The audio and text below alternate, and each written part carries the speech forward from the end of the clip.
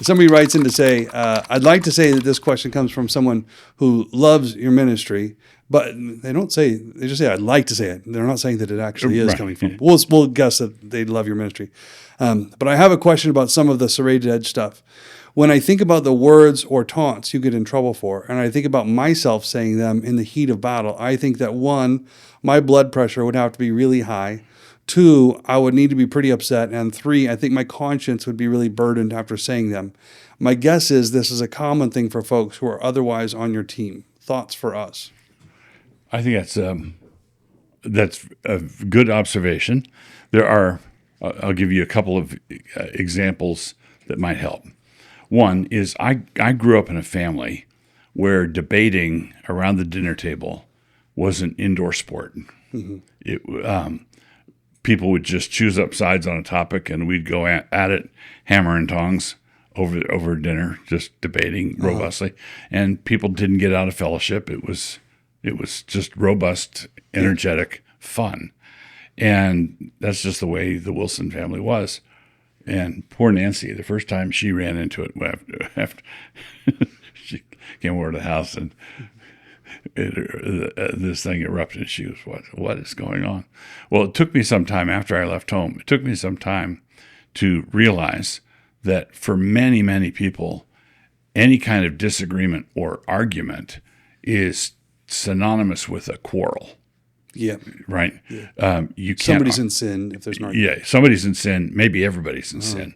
And so consequently, when someone starts to debate or when you start to have a clash of ideas, the hostess of the party or the hostess at the dinner table tries to intervene to not have this happen, because in her experience, which I'm not debating, these things are always end in an ugly scene. Yeah. Right.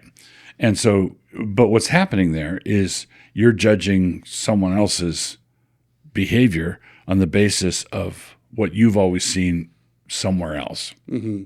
And basically it's not the case, right? What you're doing is imputing to situation B that which pertained in situation A. Mm-hmm.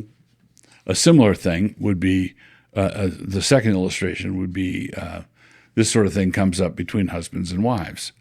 The wife asks her husband a question, and he replies tersely, how was your day? Fine, or something like that. And she thinks, if one of my girlfriends asked me how my day was, and I said fine, I would respond that way because I was mad at her. But if I responded like that, then this would be my motivation. He just responded like that. Therefore, that was his motivation. Well, that doesn't follow at all, because men and women are different. In this case, people are different. Personalities are different. And so when I'm in a polemical exchange, I'm not angry or upset or churned up at all. Yeah. I feel like I'm at a workbench and I'm in a particular situation, and okay, this calls for that tool. Right. And so I go get that tool and deploy that tool, and then I put the tool back. It's not I need to hit something and and then I just grab blindly for whatever it is and flail. Now there's some people who, if they said, if I said that or if I responded that way, that would be my motivation and it would be sinful. And I'd say, I dare say, I'm willing to trust you on that point, and I would just ask you to trust me on that point. So, there's a difference between you're in an argument, things seem heated, versus there are certain things that you might say that thing itself is pretty spicy. I think it's a pretty short list, but there have been times when you've worked elements of profanity into arguments that you've used. When you do something like that, now the assumption is that somebody would have to be pretty whizzed up in order to get to that level. Yeah, get to that word.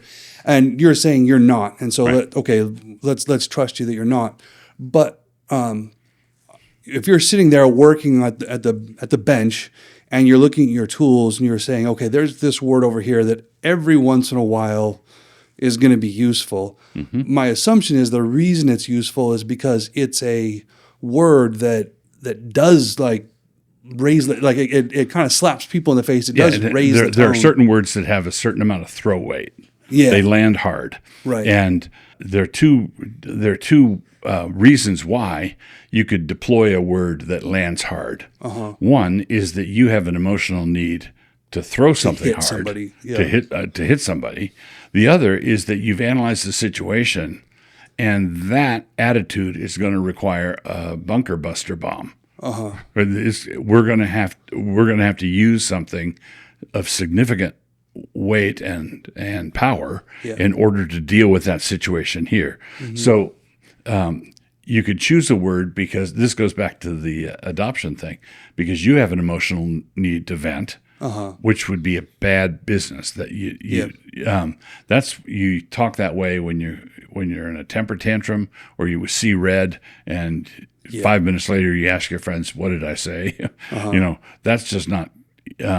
Christians are responsible to be sober-minded, self-controlled, Right. And all of that, so that you don't get a pass on any of that stuff. Yeah. But there are times when you're confronting something that is so egregious. The priests of Baal that Elijah has his showdown with. There's a moment there where he gets off color, but it's because the moment. Correct. Now there's probably the top three things that my enemies like to circulate. Yeah. Right. Yeah. They make scary looking memes with me in black and white, and they object so violently to the use of profanity that they use it. Spread it all over. Spread it all over. Tens of thousands of shares they got of that. Get thousands of extra views on this thing that they say ought not to be viewed. So one of the top three was the C word, when Nadia Bolz-Weber is a Lutheran theologian lady, and I never tire of explaining how absurd this is. Right, absurd. So she had a bunch of girls give her their purity rings. Right, she melted the purity rings down, and she made a little model. Bowling trophy model of female genitalia. So, okay. And then she gave that as an award to Gloria Steinem. Okay. So this is the setup. So a room full of girls, they abandoned purity culture, turned in their purity rings. She melted it down, made a little model of female genitalia, and awarded it to Gloria Steinem to much applause. Okay. Then there was a magazine, forgot the magazine, maybe Modern Reformation. It's associated with Michael Horton. There was an article about this written by a couple of ladies, and their take on it was, yes, they too found certain aspects of purity culture problematic. So I think clearly the one attitude in the room that needed to get called out. Clearly someone needs to be called out here. Yeah. And so that was the hard-heartedness, hard-headedness, moral stupidity, blindness. Yeah. And that bunker was concrete 3 feet thick. Right. Yeah. Right. And it needed a bunker buster bomb. Yeah. And so what I didn't call Gloria Steinem or Weber that name. I said, what you have done is you have called yourself this name. You have identified, you have reduced women to that. You gave the little trophy you've reduced it all to that. And what you have said, in effect, is that you're just a couple of, right? And since this occasion does not call for the bunker buster bomb, I'm not going to use the word here. Sure. I'm not going to make them bleep it out. But that occasion absolutely required it. So do I feel bad about it? Not even a little bit. That and the fact that Christians, are outraged at the person rebuking the people who are reducing women to that. It's just breathtaking. But if somebody says, but I couldn't have typed that sentence without okay. having gotten whizzed up myself. Like I would have been there. I'd say then you really shouldn't. Yeah. It would be absolutely if you can't do it without getting into Yeah. attitudinal sin, then you really shouldn't do it.